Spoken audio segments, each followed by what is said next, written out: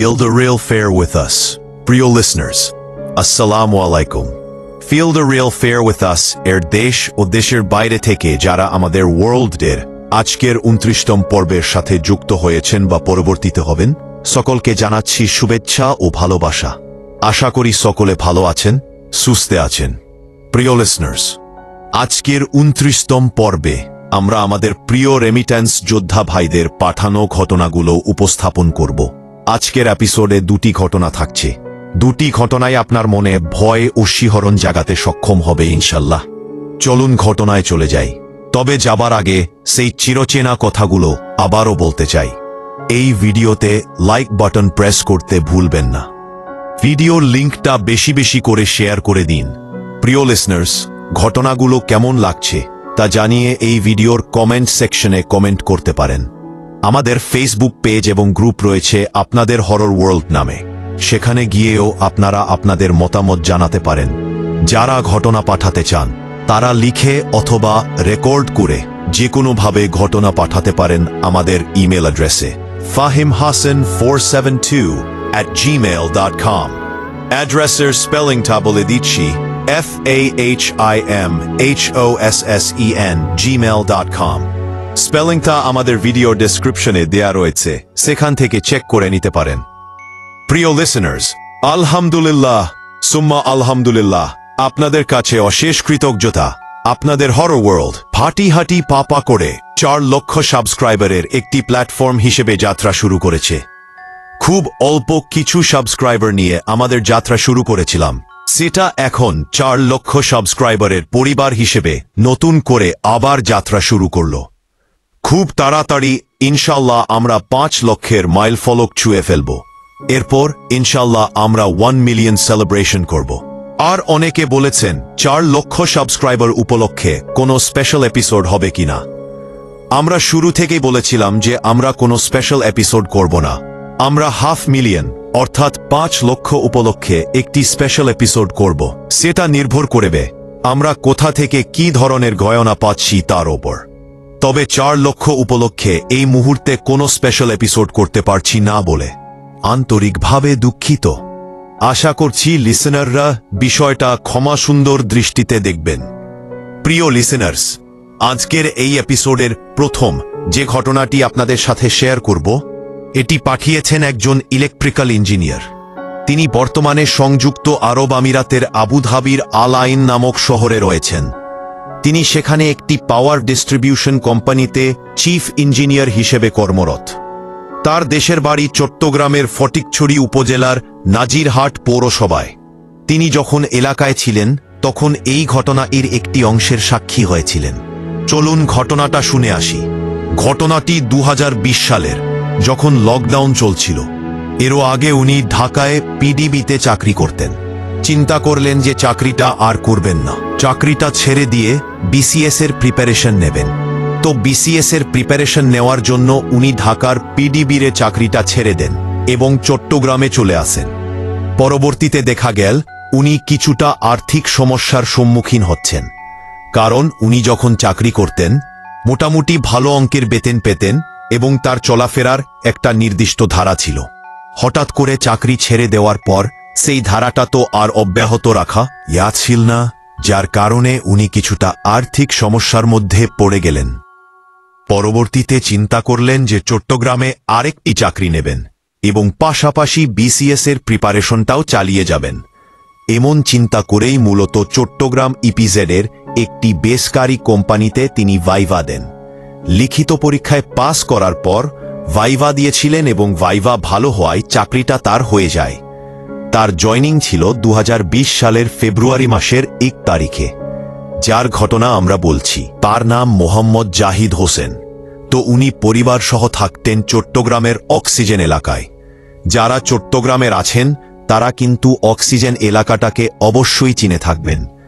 এখন সমস্যা হলো ওইখান থেকে ইপিজেডে গিয়ে চাকরি করতে আবার বাসায় ফেরাটা তাদের জন্য বেশ কষ্টসাধ্য হয়ে যাচ্ছিল। তাই তার পরিবারের লোকজন চিন্তা করল তারা বাসা ছেড়ে দিয়ে ফটিকছড়িতে চলে যাবেন। আর জাহিদ হোসেন ভাই চিন্তা করলেন যে উনি ইপিজেডের কাছাকাছি বাসা নেবেন। ইপিজেডের কাছাকাছি যে বাসাগুলো ছিল ওগুলো বেশ ঘনবস্তিপূর্ণ এলাকা হওয়ায় তার খুব একটা পছন্দ হল না। উনি চিন্তা করলেন উনি আগ্রাবাদে বাসা নেবেন। উনার পরিবার নিজ এলাকায় চলে গেলেও তারা যে বাসায় থাকতেন সেটা কিন্তু একদম ছেড়ে দেননি। এই জাহিদ হোসেন ভাই অক্সিজেনের ওই বাসাতে থেকেই আগ্রাবাদে বাসা খুঁজছিলেন। তিনি একা থাকবেন বলে একটা ছোট বাসা খুঁজছিলেন। সাবলেট হলে ভালো হয়, কিন্তু তিনি মনোমতো বাসা পাচ্ছিলেন না। এরপর উনি অনলাইনে খোঁজাখুঁজি করেন। অনলাইনে বাসা খোঁজার বিভিন্ন পেজ রয়েছে। সেখানে খুঁজতে খুঁজতে একটা পর্যায়ে একটা বাসা পেয়ে যান। উনি সেখানকার নম্বরে ফোন করেন। এক ভদ্রলোক ফোন ধরেন। তার সাথে কথা হওয়ার পর তিনি বাসাটা দেখতে আসতে বলেন। উনি সন্ধ্যার দিকে সেখানে এলেন। দেখা গেল বাসাটা বেশ বড়। ওখানে এক দম্পতি থাকেন। তাদের বিয়ে হয়েছে ৩-৪ বছর, তবে কোনো সন্তান নেই। প্রথম দর্শনে জাহিদ হোসেন ভাইয়ের ওই দম্পতিকে ভালো লেগে যায়। আবার ওই দম্পতিও জাহিদ হোসেন ভাইকে পছন্দ করেন। প্রথম দর্শনে অনেক সময় একে অপরের প্রতি একটা ভালো ইমপ্রেশন তৈরি হয়, একটা ভালো লাগা তৈরি হয়, ভালো মানুষ বলে মনে হয়। এক ক্ষেত্রেও তেমনটাই হয়েছিল। এই কারণে ওই দম্পতিও জাহিদ হোসেন ভাইকে রুমটা নেওয়ার জন্য অনুরোধ করেন। জাহিদ হোসেন ভাইও তাদের দেখতে রাজি হয়ে যান। পর তাদের ভালো লেগেছে। ওই রুমটার সাথে ব্যালকনি ও ওয়াশরুম সংযুক্ত ছিল, মানে একদম সেপারেট। আর ওনাকে কোনো ধরনের ফার্নিচার কিনতে হয়নি। ওয়ার্ডরোব, খাট, একটা রুমে একজন থাকার জন্য যা যা লাগে সবকিছুই ছিল। এটা ওনার জন্য একটা প্লাস পয়েন্ট ছিল। শুধু জামা কাপড় নিয়ে আসতে হবে, আর খাওয়া দাওয়াটা উনি বাইরেই করবেন বলে জানিয়ে দেন। বৃষ্টিপারি অফিস করে উনি চলে যাবেন ফটিকছড়ির নাজিরহাটে উনার বাসায়, এবং রবিবারে এসে সরাসরি অফিসে যাবেন। এই রবিবার থেকে বুধবার পর্যন্ত সময়টা উনি সন্ধ্যার পরে বাসায় অবস্থান করবেন। এতে করে তাদের জন্য ভালো হলো। উনারা মূলত দুজন থাকতেন, তাই বাসাটা ফাঁকাই থাকত। কোনো একটা কারণে উনারা আসলে একটা সাবলেট চাইছিলেন। যাই হোক, দ্রুতই উনি নতুন বাসায় উঠে পড়বেন। তো প্রথম দিন যখন উঠেছেন, মালপত্র বলতে তার জামা কাপড় এবং বিসিএস প্রিপারেশনের বইগুলো আগের বাসায় ছিল। সেগুলো তখনও শিফট করাননি। তো জামা কাপড় রেখে উনি অফিসে চলে গিয়েছেন। অফিসের ওয়ার্কিং আওয়ার শেষ করে সন্ধ্যার পরে উনি বাসায় আসেন। বাসায় আসার পর উনি যখনই বিশ্রাম নেওয়ার জন্য বিছানায় বসেছেন, হঠাৎ করে শরীরটা কেমন যেন ভারী হয়ে গেল। তেমন একটা অস্বস্তি বোধ তার মধ্যে হচ্ছিল। কিন্তু প্রথমবার যখন উনি এই বাসায় এসেছেন, বেশ ভালো লাগছিল। বাসাটা খোলামেলা, খুব সুন্দর লাগছিল। কিন্তু এখন কেন জানি একটা অস্বস্তি বোধ কাজ করছে। তো উনি চিন্তা করলেন যে নতুন বাসা, এই কারণে হয়তোবা একটু অস্বস্তি বোধ হচ্ছে। সময়ের সাথে সাথে সেটা ঠিক হয়ে যাবে। কিন্তু এই অস্বস্তি বোধটা একটু অন্যরকম ছিল। শরীরটা ভারী ভারী হয়ে যাওয়া, কেমন একটা অনুভূতি হওয়া। আর বারবার উনার নজরটা যাচ্ছিল বেলকনির দিকে, বারান্দার দিকে। কেন জানি উনার নজরটা সেদিকেই শুদ্ধ যাচ্ছে। উনি নজরটা ফিরিয়ে রাখতে পারছেন না। এমন যে ভয়ঙ্কর কিছু দেখছেন সেরকম না। একটা পর্যায়ে উনি কি করলেন, ওই ব্যালকনির যে স্লাইডিং ডোর, থাই গ্লাসের যে ডোরটা, এটা উনি টেনে দেন এবং পর্দাও টেনে দেন। তারপরও কেন জানি মনে হচ্ছে বারবার উনার নজর ওদিকেই যাচ্ছে। তো উনি শুয়ে পড়েছেন। রাত তখন বেশ অনেক হয়েছে। উনি তখন ঘুমের মধ্যে, তবে খুব যে গভীর ঘুম তা বলা যায় না। উনি খাটের ওপরে শুয়ে আছেন। ঘুমের মধ্যে হঠাৎ করে মনে হলো উনার খাটের এক পাশ এসে অনেক ভারী কিছু বসেছে। আমরা যদি খাটের ওপরে শুয়ে থাকি, তখন বেশ মোটা সোটা পরিপূর্ণ উচ্চতার একজন মানুষ যদি খাটের এক পাশে এসে বসে, তখন খাটটা কিন্তু এক পাশে চেপে যায়।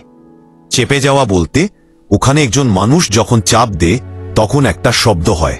একটা অনুভূতি তারাই ফিল করেন যারা ওই সময় খাটে শুয়ে থাকেন। তো উনার কাছেও সেরকমভাবে মনে হলো যে কেউ একজন খাটের উপরে এসে বসেন উনার পায়ের দিকে। আবার মনে হলো না, পায়ের দিকে না, উনার মাথার কাছে এসে বসেছে। তখন উনি সেটা ফিল করলেন। এটা ফিল করার পর উনার ঘুমটা খুব হালকা হয়ে গেল। তখন কিন্তু উনার ঘরের ফ্যান জ্বলছে। ফ্যানের আওয়াজটা উনি কানে শুনতে পাচ্ছেন। মানে উনি চোখ খোলেননি, কিন্তু উনার ঘুমটা ভেঙে গেছে। হঠাৎ করে উনার কানের কাছে বেশ মোটা ভারী কণ্ঠে কেউ একজন কথা বলে উঠল। জাহিদ হোসেন ভাই জানিয়েছিলেন, কণ্ঠটা এমন ছিল যে এই ধরনের কণ্ঠ আমরা অনেক সময় শুনতে পাই, বিশেষ করে আমরা সিনেমার অ্যানাউন্সমেন্টগুলো যখন রেডিওতে বা অন্য কোনো জায়গায় শুনতাম, যে আসিতেছে এরকম মোটা ভয়েসের যে কণ্ঠগুলো আমরা শুনতাম, ওই রকম কণ্ঠে সরাসরি তাকে বলছে, এই তুমি এই বাড়িতে কি করো, এখানে কেন এসেছ, তুমি কেন এখানে, মনে রাখবে এই বাসায় কোনো সন্তানাদি হবে না, জাস্ট এটুকুই বলেছে। উনি তো প্রচণ্ড ভয় পেয়েছেন। উনি চোখ খুলে দেখেন আর কিছু নেই। তখন ফজরের আজান দিতে বেশ দেরি। উনি প্রচণ্ড ভয় পেয়ে লাফ দিয়ে উঠে লাইট জ্বালিয়েছেন। লাইট জ্বেলে দেখেন কিছুই নেই, তবে ওই বিছানায় ওই পাশে কিছু একটা বসেছিল। ওই জায়গাটা দেবে গেছে এমন আলামত উনার কাছে কিছুটা হলেও মনে হচ্ছিল। এখন এইরকম সময় তো দরজা খুলে ওই আপু আর ভাইয়াকে ডাকাডাকি করা যায় না। উনারা তো ঘুমাচ্ছেন, বিষয়টা ভালো দেখায় না। কিন্তু উনি অপেক্ষা করছিলেন কখন সকাল হবে আর উনারা ঘুম থেকে উঠে দরজা খুলে ড্রয়িং রুমে আসবেন। উনার তো সারা রাত আর ঘুম হচ্ছে না। তখন সকালবেলা উনারা ঘুম থেকে উঠে দরজা খুলেছেন।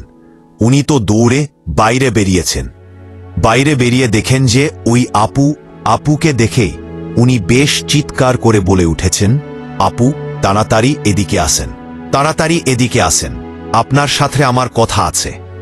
মানুষ যখন খুব ভয় পায় বা খুব জরুরি কোনো কিছু থাকে যা এখনই বলতে হবে, তখন কিন্তু মানুষের গলার ভয়েস এরকম পরিবর্তন হয়ে যায়। উনি এমনভাবে বললেন যে ওই আপু চমকে উঠেছেন।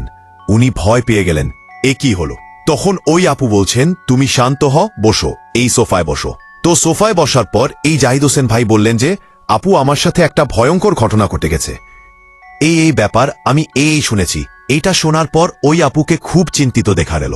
ঘুম থেকে ওঠার পর স্বাভাবিকভাবে মানুষের ফেস এক ধরনের থাকে, সময়ের সাথে কিছুটা পরিবর্তন হয়, কিন্তু ঘুম থেকে ওঠার পর তার চেহারা যেমন ছিল হঠাৎ করে মনে হলো চেহারাটা কালো মলিন হয়ে গেছে।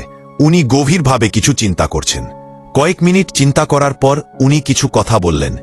মনে হলো উনি কোনো রহস্যের গন্ধ পাচ্ছেন। উনি বললেন যে, আসলেই অনেক দিন ধরেই কেমন একটা অস্বস্তি বোধ হয়, এই জন্যেই সাবলেট দিয়েছি যাতে করে এই সমস্যাটা কেটে যায়, কিন্তু বুঝতে পারলাম এখানে অন্য কোনো সমস্যা আছে। তখন ওই আপু বললেন যে উনি এর আগে 7 মাসের সন্তান সম্ভাবা হয়েছিলেন। যখন উনার গর্ভের সন্তানের বয়স 7 মাস, হঠাৎ করে এই সন্তান নড়াচড়া বন্ধ করে দিয়ে এরপর যখন ডাক্তারের কাছে নিয়ে যাওয়া হয়, তখন দেখা গেল এই সন্তানটি গর্ভের মধ্যেই মারা গিয়েছে। তো এরকম সমস্যার কথা উনি বললেন। এরপর ওই আপু বললেন যে, ভাই তুমি অফিসে যাও, তোমার ভাইয়া অফিসে যাক, সন্ধ্যার পর তোমার ভাইয়াই এই বিষয়ে বিস্তারিত তোমাকে বলবে। তো উনি তখন মোটামুটি তাড়াতাড়ি ফ্রেশ হয়ে চলে যান, কারণ সকাল 7টার সময় উনার অফিসের স্টাফ বাস একটা নির্দিষ্ট জায়গায় আসে, এই জন্য তাকে তাড়াতাড়ি বের হতে হয়। ওই সময় আর কথা বলার সুযোগ ছিল না। তো ওনার স্বামী যখন আসেন, আসার পর সন্ধ্যায় জাহিদ হোসেন ভাইও চলে আসেন। তখন ওই ভাইয়াই এই জাহিদ হোসেন ভাইকে ডাকেন। তখন ওই আপুও পাশে ছিলেন। তখন দুজনে মিলে এই বিষয়গুলো আবারও বলেন। এই বিষয়টা খুব চিন্তার বিষয়। মূলতা মঙ্গলবারে উনি বাসায় উঠেছেন, মঙ্গলবার রাতেই স্বপ্নটা দেখেছেন। বুধবার এই স্বপ্নের কথা তিনি আপুকে বলেন। বুধবার উনি অফিস করে বাসায় চলে যাবেন। তো উনি বাসায় যখন গিয়েছিলেন, ওনার মা বাবার সাথে বিষয়টা শেয়ার করেন। জাহিদ হোসেন ভাই ওনার মা বাবার সাথে যখন বিষয়টা শেয়ার করেন, ওনার মা বাবা বলেন, জাহিদ তুই আর ওই বাসায় যাস না, তোর একটা সমস্যা হয়ে যাবে, নিশ্চয়ই এখানে অন্য ভয়ঙ্কর কিছু আছে, তোর একটা বিপদ হবে। তুই যেহেতু এরকমটা দেখছি, সুতরাং তুই ওই বাসায় যাবি না। এখন উনি কি করবেন? মা বাবা বলছেন। বাসায় থেকে তখন উনি বিভিন্ন বন্ধুবান্ধবকে ফোন দিয়েছেন, কিন্তু আশেপাশে কোনো বাসা পাওয়া যাচ্ছিল না। একটা পর্যায়ে এসে উনি সিদ্ধান্ত নেন যে না, উনি বাসা পরিবর্তন করবেন না, কেননা ওই আপু ভাইয়া যে আন্তরিকতা দিয়ে উনাকে বাসা ভাড়াটা দিয়েছেন, ছোট ভাইয়ের মতো করে দেখছিলেন, উনারা এরকম একটা সমস্যার মধ্যে পড়ে গেছেন, এই মুহূর্তে কিভাবে উনি তাদেরকে বিপদে ফেলে চলে আসবেন। এটার একটা সমাধান তো করে যেতে হবে। উনি চিন্তা করেছে যে উনি বাসা পরিবর্তন করবেন না, তবে উনি এতটুকু পরামর্শ দিয়েছিলেন ওই ভাইয়াকে ফোন করে যে ভাইয়া, এই বাসায় মনে হয় সমস্যা আছে, বাসাটা পরিবর্তন করতে হবে, কিন্তু আমি আপনাদের সাথেই থাকব। তখন এরকম কথাবার্তাই হয়ে যায় যে জাহিদ হোসেন ভাই উনাদের কাছেই থাকবেন এবং তারা সবাই মিলেই অন্য কোনো জায়গায় বাসা খুঁজবেন। সন্ধ্যার দিকে ওই ভাইয়া এবং জাহিদ হোসেন ভাই দুজনে মিলে বাসা খুঁজতেন। তবে ওই যে মোটা ভারী কণ্ঠে উনাকে যে কথাটা বলা হয়েছিল সেটা উনি পরবর্তীতে আর না শুনলেও ওই অস্বস্তি বোধটা কিন্তু ছিল। আরও একটি বিষয় ওই ভাইয়া জাহিদ হোসেন ভাইকে বলেছিলেন। ওই ভাইয়া বলেছিলেন যে উনার স্ত্রীর গর্ভে 7 মাসের সন্তানটি নড়াচড়া বন্ধ করে দেওয়ার কয়েকদিন আগে উনি একটি স্বপ্ন দেখেছিলেন। কি সেই স্বপ্ন? উনি স্বপ্নেতে দেখেছিলেন যেই রুমটাতে জাহিদ হোসেন ভাই ভাড়া নিয়েছেন সেই রুমে ওই ভাইয়া শুয়ে আছেন।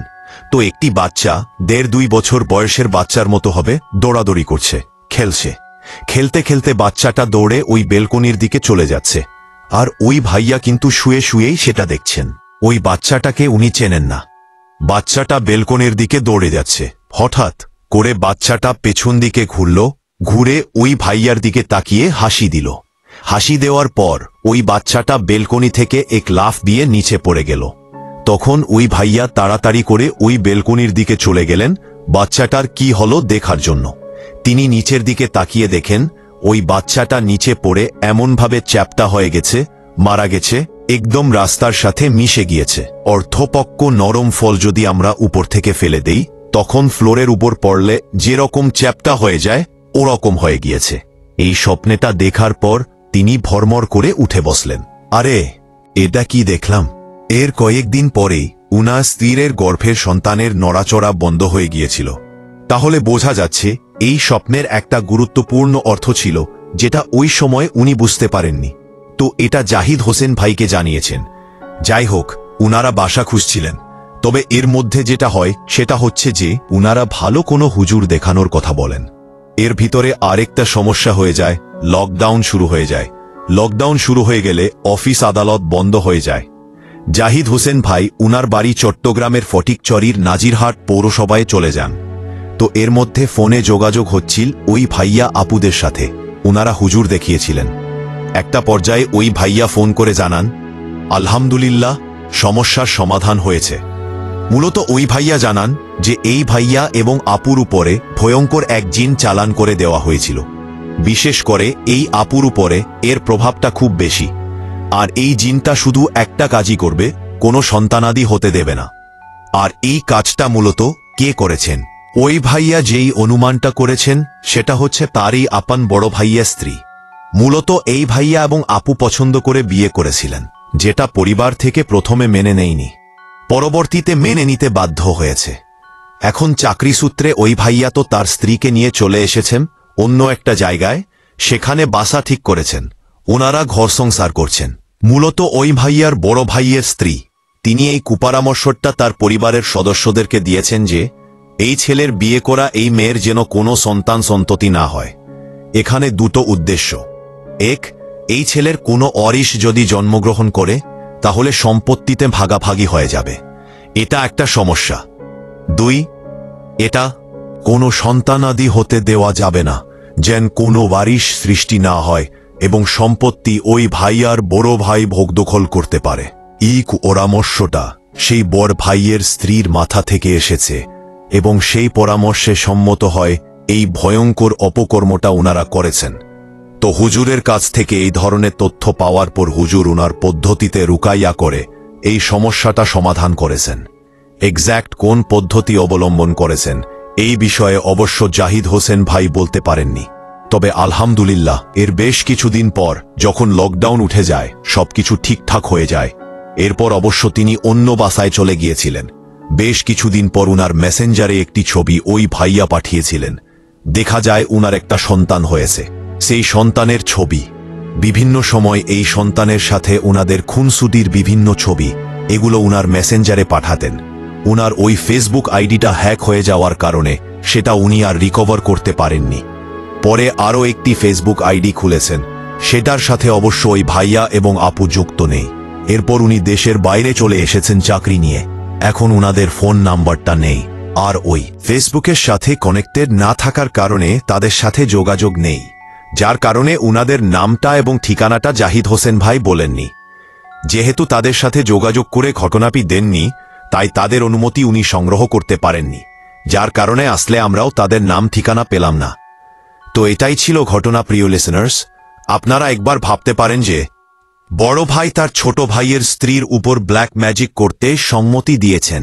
বড় ভাইয়ের বাও সেটা করিয়েছেন, যাতে করে ছোট ভাইয়ের কোনো ওয়ারিশ জন্মগ্রহণ না করলে তো ওই সন্তান সম্পদের ভাগীদার হবে। তাই গর্ভের মধ্যেই জিন চালান করে, ভয়ঙ্কর পিশাচ জিন চালান করে সেই শয়তানকে দিয়ে ওই সন্তানকে হত্যা করেছে। ওই শয়তানটাকে চালান করে দেওয়া হয়েছে গর্ভের ওই নিষ্পাপ মাসুম শিশুর ওপরে, আর ওই শয়তানটা এসেই এই শিশুদেরকে হত্যা করেছে। প্রিয় লিসেনার্স, এই বাস্তবতা শুধু জাহিদ হোসেন ভাই দেখেননি, অতীতেও এমন ঘটনা ঘটছে। এরকম ভয়ঙ্কর বাস্তবতা আমাদের আশেপাশে ছড়িয়ে ছিটিয়ে রয়েছে। যারা এই কাজগুলো করছেন, শয়তান তাদেরকে এমনভাবে গ্রাস করে ফেলেছে যে তাদের মাথায় এই চিন্তাটা কখনোই আসছে না যে আমি যে কাজটা করছি এতে দুটো অপরাধ হচ্ছে। আমি সুস্পষ্ট কুফরির মধ্যে লিপ্ত রয়েছি, দুটো আমি মানুষ হত্যা করালাম। এখানে সুস্পষ্ট দুটো ভয়ঙ্কর অপরাধ, এখানে সুস্পষ্ট কুফরির মধ্যে লিপ্ত রয়েছি। তো এই ঘটনার সাথে আপনারা অনেকেই নিজেদের অনেক বিষয়কে কানেক্ট করতে পারবেন। প্রিয় লিসনার্স, যদি এই ধরনের কোনো সমস্যা আপনারা বুঝতে পারেন বা অনুভব করেন, দ্রুত ভালো কোনো হুজুরের কাছ থেকে রুকিয়া করে এই সমস্যার সমাধান করে নেবেন। কারণ একজন মানুষের সবচাইতে বড় ক্ষতি জাদু টোনার মাধ্যমে কিন্তু তার নিকটাত্মীয় স্বজনরাই করে। দূরের লোকজন কিন্তু কম করে না তা না, তবে কম করে। নিকটাত্মীয় স্বজনরাই সবচেয়ে বেশি ক্ষতি করে। দেখবেন যে কোনো একটা ছেলে ভালো একটা চাকরি পেয়েছে, এরপরেই তার বিভিন্ন ধরনের সমস্যা শুরু হয়ে গেছে, কিংবা সে হঠাৎ করে মারা গিয়েছে। কারণ সে চাকরি পেয়েছে, তার নিকটাত্মীয় স্বজনরা সেটা সহ করতে পারছে না। ও এত ভালো চাকরি পাবে, ওকে মানুষ সম্মান করবে, সমাজে ওর গ্রহণযোগ্যতা বেড়ে গেলে এটা আমার মানতে পারবো না, কিছু একটা করতে হবে। কি করবে? চলে গেলে তান্ত্রিকের কাছে, করে দিলে কালো জাদু। কারো ব্যবসায় উন্নতি হচ্ছে, সহজ হচ্ছে না, করে দিলে কালো জাদু। এই রকম অসংখ্য ব্যাপার চারদিকে ঘটছে। আল্লাহ আমাদেরকে হেফাজত করুন। প্রিয় লিসনার্স, ধন্যবাদ জানাচ্ছি জাহিদ হোসেন ভাইকে। জাহিদ হোসেন ভাই আরও একটি বিষয় জানিয়েছেন, তিনি যেখানে চাকরি করছেন চিফ ইঞ্জিনিয়ার হিসেবে যেহেতু আছেন, খুব ভালো একটা পোস্টে রয়েছেন। উনার সাথে অনেকেরই কথা হয়, ইন্ডিয়ান, পাকিস্তানি, বাংলাদেশি। তো উনি যখন কাজ করেন, আপনাদের হরর ওয়ার্ল্ড ছেড়ে রেখে উনি কাজ করেন। যেহেতু একটা ভয়ের চ্যানেল, অনেকেই চিন্তা করেন যে দেশে কারো সাথে উনি কথা বলছেন কিনা। তখন উনি বলেন যে না, আমি কথা বলছি না, আমি এরকম একটা হরর চ্যানেলের ঘটনা শুনছি যারা সত্যি ভয়ের ঘটনা শেয়ার করে। তখন তারাও অনেকেই কৌতূহলী হয়, জিজ্ঞেস করেন এই বিষয়। তখন জাহিদ হোসেন ভাই জিজ্ঞেস করেন যে আপনাদের কাছে জানা কোনো ঘটনা আছে কিনা। তাদের কাছ থেকে ছোট ছোট ঘটনা শুনেছেন, আমাদেরকে জানিয়েছেন, সময় করে সেগুলো পাঠাবেন। আর উনার যে কাজ, এই কাজে দায়িত্ব অনেক বেশি, প্রচণ্ড মানসিক ও শারীরিক চাপও থাকে। যতটুকু সময় পান পরিবারের সাথে একটু কথা বলতে হয়। এখন তো উনি বিয়ে করেছেন, 2023 সালে বিয়ে করেছেন বলে জানিয়েছেন আমাদেরকে। তো মা বাবা, ভাই বোন, স্ত্রী, তাদের সাথে তো কথা বলতে হয়। এর মধ্যে আবার রেকর্ড করে ঘটনা পাঠানোটা বেশ কষ্টসাধ্যই বলতে হয়। তো আলহামদুলিল্লাহ, আপনাদের ভালোবাসায় আমরা শিখত। আপনাদের একটা ব্যস্ততার মধ্যে দিয়েও যে ঘটনা রেকর্ড করে আমাদেরকে পাঠাচ্ছেন বা লিখে পাঠাচ্ছেন, এটাই প্রমাণ করে আমরা সত্যবহের ঘটনা প্রচারের ব্রত নিয়ে এগিয়েছিলাম এবং আমরা ধীর গতিতে হলেও আস্তে আস্তে এগোচ্ছি। আমাদের সাবস্ক্রাইবার্স আস্তে আস্তে বাড়ছে, কিন্তু তবুও আমি বিশ্বাস করি যে আস্তে আস্তে আমি অনেকটা পথ ইনশাল্লাহ আপনাদেরকে সাথে নিয়ে পাড়ি দিতে পারব। আর এই যাত্রায় আরও অসংখ্য মানুষ আমাদের সাথে যুক্ত হবেন, যারা আপনাদের হরর ওয়ার্ল্ড সম্পর্কে নতুন করে জানবেন। আর এই জানার কাজটা যেন আমরা সবাই মিলে করতে পারি, আপনারা আপনাদের আশেপাশে যারা রয়েছে তাদের কাছে আপনাদের হরর ওয়ার্ল্ড সম্পর্কে জানাতে পারেন। তাদেরকে আমাদের চ্যানেলে সাবস্ক্রাইব করার জন্য উৎসাহিত করতে পারেন। তাদের কাছে কোনো ঘটনা থাকলে আমাদেরকে পাঠানোর জন্য অনুপ্রাণিত করতে পারেন। চলুন প্রিয় লিসেনার্স, চলে যাই আমাদের এইবারের এপিসোডের পরবর্তী আরও একটি ঘটনায়। চলুন শুনে আসি সেই ঘটনাটি। চলে এলাম প্রিয় লিসেনার্স আমাদের এইবারের 29তম পর্বের শেষ ঘটনায়। এই ঘটনাটি বেশ মর্মান্তিক, আর সত্যিকার অর্থে আমাদের যে সকল প্রবাসী ভাইরা জীবনের ঝুঁকি নিয়ে মাথার ঘাম পায়ে ফেলে কাজ করছেন দেশের জন্য, নিজের পরিবারের জন্য, এমন ভাইদের মাঝে অনেকেই নীরবে নিভৃতে পৃথিবীর মায়া ত্যাগ করে চলে যাচ্ছেন। কিছু মৃত্যু স্বাভাবিক, কিছু মৃত্যু অস্বাভাবিক। সেগুলোর ব্যাখ্যা অনেক ক্ষেত্রে কোনোভাবেই জানা যায় না। ব্যাখ্যা থাকলেও সেগুলো হয়তোবা প্রকাশ করা হয় না। অনেক ঘটনার পেছনের ঘটনা অপ্রকাশিতই থেকে যায়। এমনই এক অপ্রকাশিত সত্যি আপনাদের সামনে উপস্থাপন করতে চাই। এই ঘটনাটি আমাদেরকে যিনি দিয়েছেন তার নাম হোসাইন রনি। তাদের বাড়ি যশোর জেলার শার্শা উপজেলার নিজামপুর ইউনিয়নের শ্রীকোনা গ্রামে। তিনি বর্তমানে মালয়েশিয়াতে রয়েছেন এবং পেইন্টিংয়ের কাজ করছেন। তবে 10 বছর আগে তিনি যখন মালয়েশিয়াতে গিয়েছিলেন তখন কিন্তু নির্মাণ শ্রমিক হিসেবেই গিয়েছিলেন। ঘটনাটি যেখানে ঘটেছিল ওই জায়গাটার নাম হচ্ছে ফরেস্ট সিটি, অর্থাৎ জঙ্গল শহর। ওটা যে এলাকাতে অবস্থিত তার নাম জোহর বারু বা এই টাইপের একটা নাম বলেছেন হোসাইন রনি ভাই। এটা 2016 সালের আগে একটা জঙ্গলের মতো ছিল জায়গাটা, মূলত একটা দ্বীপ। অনেক জায়গাতেই ভয়ঙ্কর ভয়ঙ্কর জঙ্গল ছিল। তো ওখানে 100-র উপরে প্রজেক্ট হবে এরকম একটা পরিকল্পনা সরকার নেয় এবং বিভিন্ন কোম্পানিকে এই দায়িত্ব দেওয়া হয়। সেখানে যে কোনো লোক থাকতো না, বিষয়টা এরকম না, অল্প লোকজন বসবাস করত। তো ওই জায়গাটাতে আবার নতুন করে একটি পরিকল্পনা নেয় সরকার, সুন্দর করে ওটাকে গড়ে তুলবে। ফরেস্ট রেখেই বিভিন্ন জায়গায় একটা সিটি গড়ে তোলা হবে। এই জন্য এই এরিয়াটার নাম হয়েছে ফরেস্ট সিটি। সমুদ্র এবং জঙ্গল, জায়গাটা যেমন ভয়ঙ্কর তেমন সুন্দরও বটে। ওখানে অনেক বাংলাদেশি ভাইরাই অবৈধভাবে বসবাস করছিলেন, অর্থাৎ মালয়েশিয়াতে 2016 সালের কথা বলছি। অনেকের হয়তোবা ওয়ার্ক পারমিটের মেয়াদ শেষ হয়ে গেছে, তারপরেও মালয়েশিয়াতে রয়েছেন। অনেকে আবার অবৈধভাবে দালাল ধরে গিয়েছেন। তো অনেক ক্ষেত্রে দেখা যায় যে ওনারা অনেক মানবেতর জীবন যাপন করলেও একদম প্রকাশ্যে আসতে পারেন না, বিভিন্ন কাজে বা অনুষ্ঠানে যেতে পারেন না যদি পুলিশ ধরে, কারণ তখন তো তাদের বৈধ কাগজপত্র নেই। এরকম সমস্যায় কিন্তু অনেক মালয়েশিয়া প্রবাসী ভাইরাও রয়েছেন। শুধু মালয়েশিয়া না, বাংলাদেশের অনেক ভাইরাই যারা বিশ্বের বিভিন্ন জায়গায় গিয়েছেন, এরকম সমস্যায় অনেকেই রয়েছেন। ওখানে একটি কোম্পানির প্রজেক্ট শুরু হয়। বিভিন্ন কোম্পানি তো দায়িত্ব পেয়েছিল। তো ওই কোম্পানির যিনি প্রজেক্ট ম্যানেজার তিনি ছিলেন একজন চাইনিজ। তো তিনি যখন ওখানে কাজ শুরু করেন, কাজ শুরু করার পরে তিনি নাকি একটা স্বপ্ন দেখেন। তিনি স্বপ্নে দেখেন কোনো এক অবয়ব তাকে বলছে যে এখানে কাজ শুরু করবি না, যদি করিস তাহলে সমস্যা হবে। আর কি যে সমস্যা হবে তা তুই কল্পনাও করতে পারবি না। তখন তাকে স্বপ্নের মধ্যেই ওই প্রজেক্ট ম্যানেজার জানান যে এখানে আমার কি দোষ, আমি তো চাকরি করি, আমাকে নিয়োগ দেওয়া হয়েছে প্রজেক্টটা ঠিক সময়ে শেষ করার জন্য। তো এটা তো কোম্পানির কাজ যে তারা এখানে কাজ করবে কি করবে না, এটা তাদের সিদ্ধান্ত। আমার তো এখানে কিছু করণীয় নাই।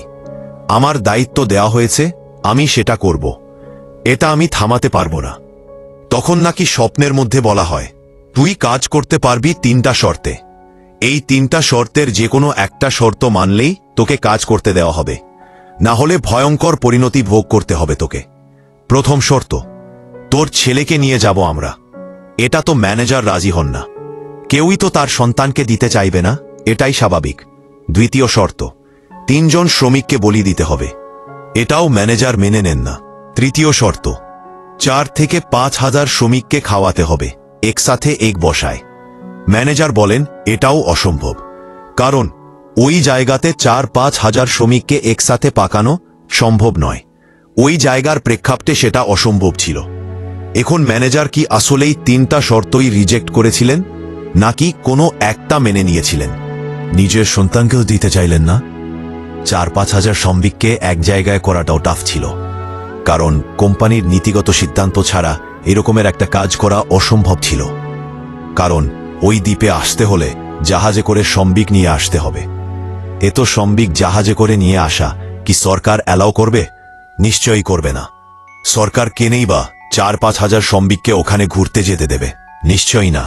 তাহলে নীরবে নিভৃতে কোনটা করা যায়? নিশ্চয়ই 3 জন শ্রমিককে বলি দেওয়া। ম্যানেজার কি এটাই মেনে নিয়েছিলেন? চলুন সামনে এগিয়ে যাই। আসলে কি হয়েছিল সেখানে? কাজ শুরু হয়ে যায়। 3 শিফটে কাজ হতো। 24 ঘন্টাকে 3 ভাগে ভাগ করে 8 ঘন্টা 8 ঘন্টা 3 8 24, এইভাবে 3 শিফটে কাজ হতো। 24 ঘন্টা কাজ চলত।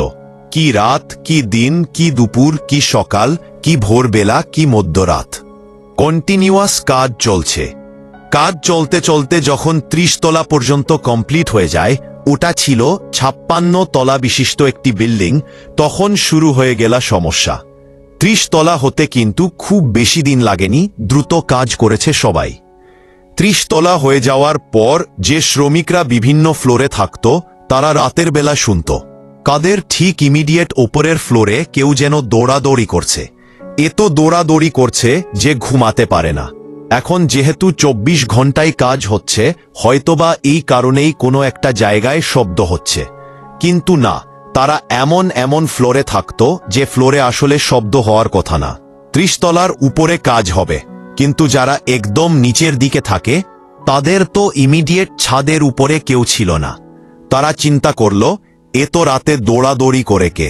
কেউ কেউ উপরে উঠে কিছুই দেখতে পেত না। এর মধ্যে ওখানে একটা আতঙ্ক ছড়িয়ে পড়ে শ্রমিকদের মধ্যে।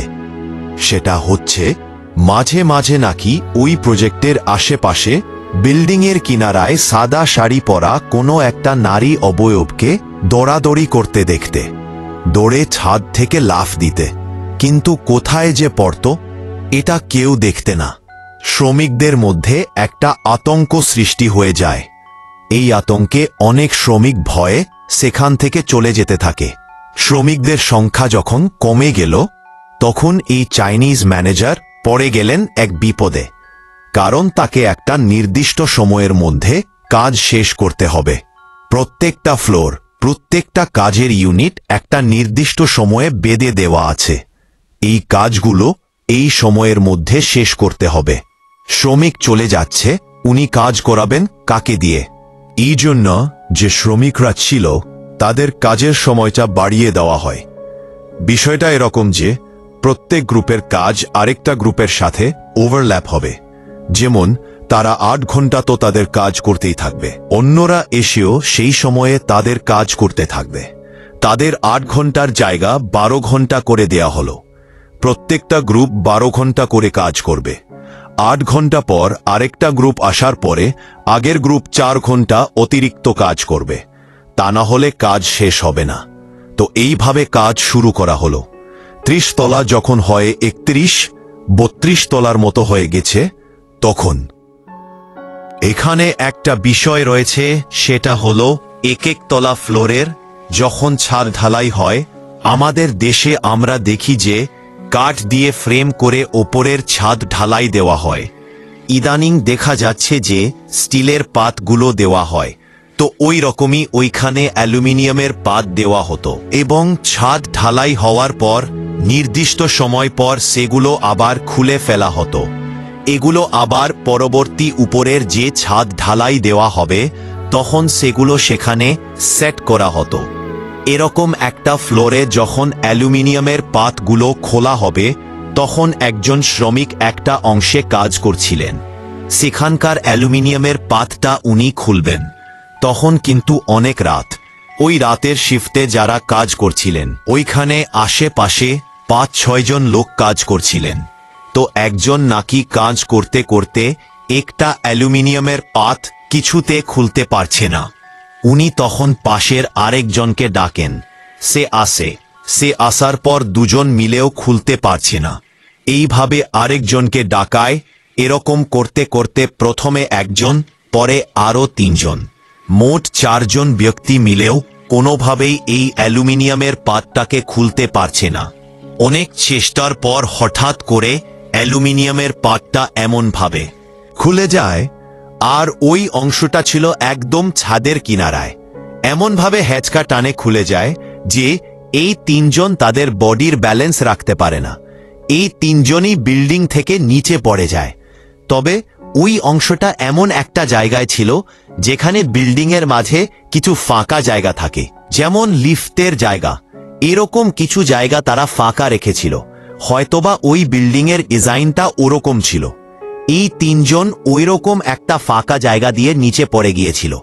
পড়তে পড়তে একজনের বডি 8 তলায় পড়ে, আরেকজনের বডি 2 তলায় পড়ে, আরেকজনের বডি একদম নিচে তলায় পড়ে। আর আরেকজন, যিনি ওই ধাক্কা খেয়ে নিচে পড়েননি, উনার ধাক্কাটা ছিল উল্টো দিকে, অর্থাৎ যে পাশটা কিনারায় না সেই দিকে। উনি আল্লাহর রহমতে বেঁচে যান। তো উনার মুখ থেকে এই ঘটনা শোনা যায়।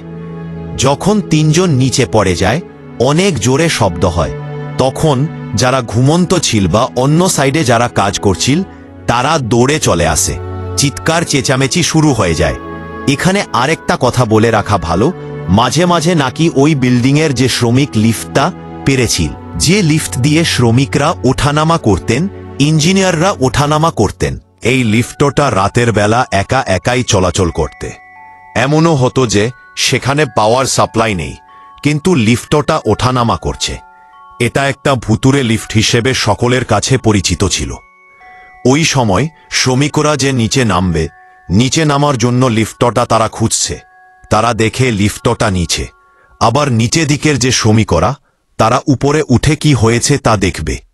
কারা দেখে লিফটটা উপরে। এইভাবে এই একটা লিফট শ্রমিকরা 2 জায়গায় দেখছিল। উপরের শ্রমিকরা দেখে নিচে, আর নিচের শ্রমিকরা দেখে উপরে।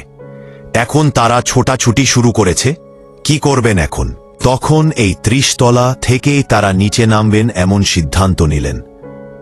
যেই ফ্লোরে ছিল, লিফটে তো আর ওঠানামা করা যাচ্ছে না, সবাই নিচে নামবেন। এইভাবে তারা নিচে নামতে শুরু করলে হইচই শুরু হয়ে যায়। পুলিশকে খবর দেওয়া হয়।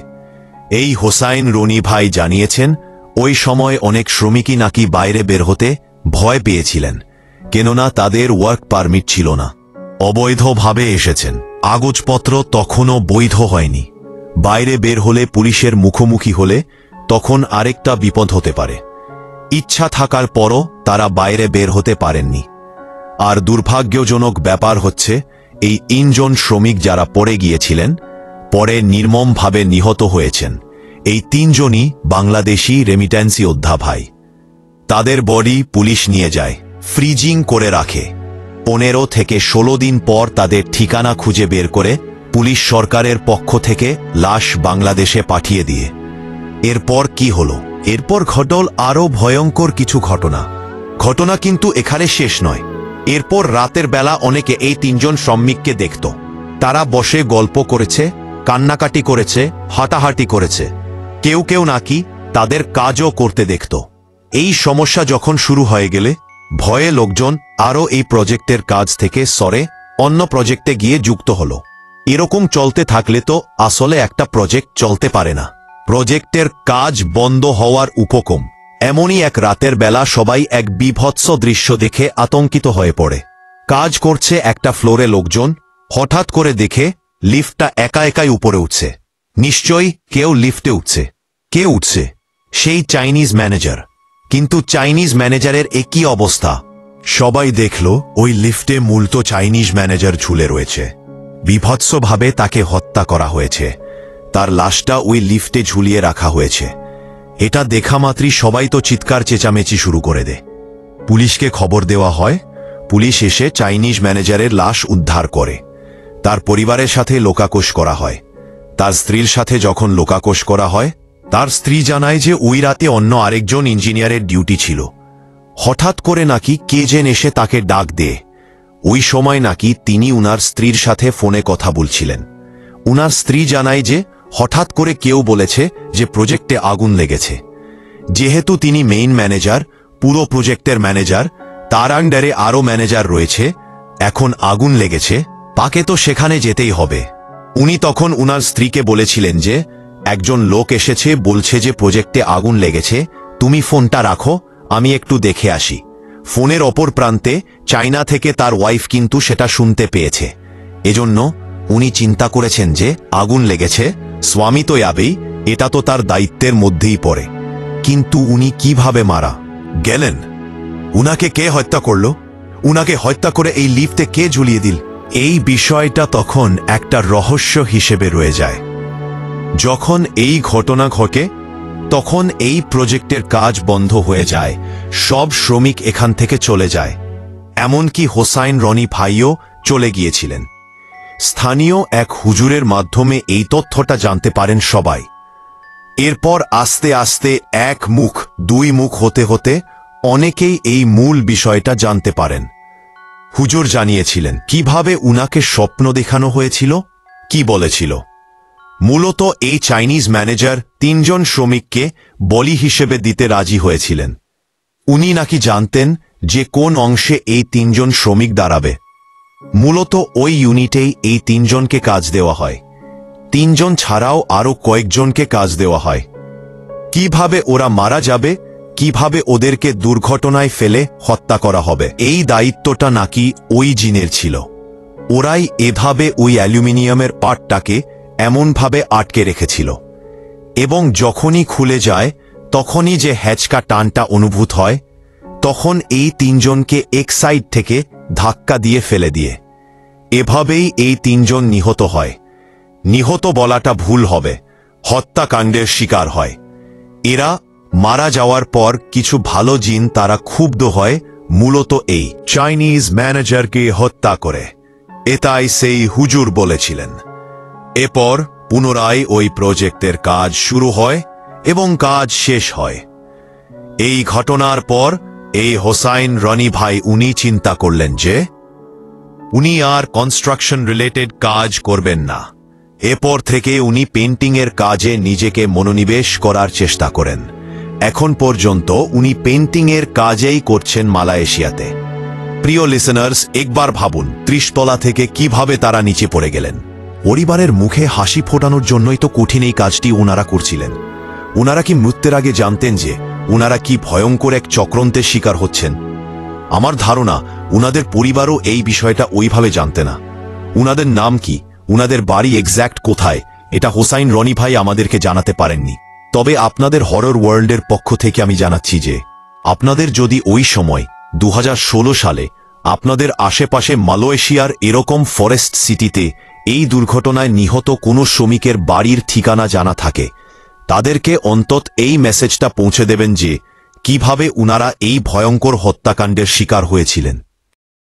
এইখানে কোনো মানুষের হাত ছিল না, আর এই কাজে যেহেতু বাধ্য হয়ে রাজি হয়েছিলেন ওই চাইনিজ ম্যানেজার, এই চাইনিজ ম্যানেজারকে এর খেসারত দিতে হয়েছে।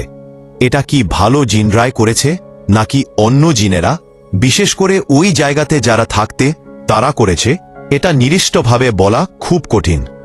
তবে এটুকু বলা যায় যে যতটুকু তথ্য পাওয়া গিয়েছিল আমরা আপনাদের সাথে শেয়ার করার চেষ্টা করেছি। প্রিয় লিসনার্স, এটিই ছিল ঘটনা। এইভাবে যারা দেশের বাইরে গিয়ে নির্মমভাবে নিহত হচ্ছেন বা স্বাভাবিকভাবে মারা যাচ্ছেন, কিন্তু সব মৃত্যুই তো অত্যন্ত দুঃখজনক। তো কিছুদিন আগে একজন ভাই প্রবাস থেকে ফিরছিলেন। তাকে রিসিভ করার জন্য তার পরিবারের সদস্যরা গিয়েছিলেন, শিশু সন্তান সহ পরিবারের সবাই গিয়েছিলেন। গাড়ির ড্রাইভার ঘুমিয়ে পড়েছিলেন গাড়ি চালাতে চালাতে। গাড়িটা নিয়ে রাস্তার পাশ থেকে একটি খাদে নামিয়ে দেন। পুরুষ সদস্যরা বের হতে পারলেও নারী ও শিশুরা বের হতে পারেনি।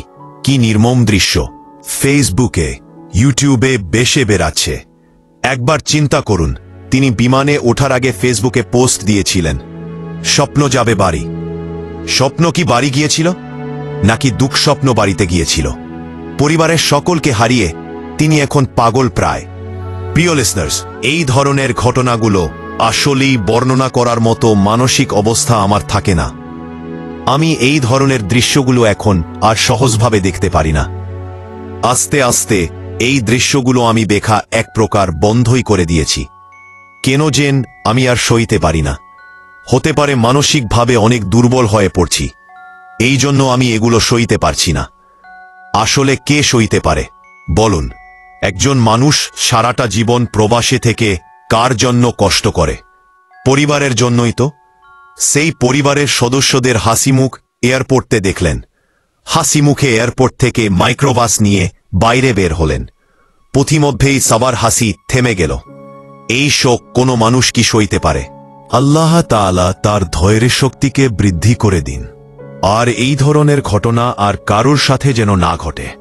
তো প্রিয় লিসনার্স, আজকের এপিসোড এ পর্যন্তই। ভালো থাকবেন, সুস্থ থাকবেন। আমার জন্য দোয়া করুন, আমার পরিবারের জন্য দোয়া করুন। আপনাদের জন্য দোয়া রইল, আপনার পরিবারের প্রত্যেকের জন্য দোয়া রইল। মহান আল্লাহ সুবহানাহু ওয়া তাআলা আমাদেরকে ভালো রাখুন, সুস্থ রাখুন, নিরাপদে রাখুন, আপনাদের হরর ওয়ার্ল্ড এর সাথে রাখুন। আসসালামু আলাইকুম।